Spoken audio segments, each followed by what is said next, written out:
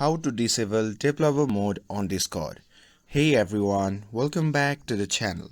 In today's video, I'll show you how to turn off developer mode in Discord. So now without further ado, let's get started. So first thing first, open the Discord app on your phone and make sure that you are logged in with your account. And here, once you are inside the app, simply tap on the profile icon shown in the bottom right corner of the screen. And here, once you are in your profile section, simply tap on the gear icon shown in the top right corner of the screen. And once you are in your settings, simply scroll down and tap on the option labeled as Advanced. And now here under the Advanced, you can see the option labeled as Developer Mode.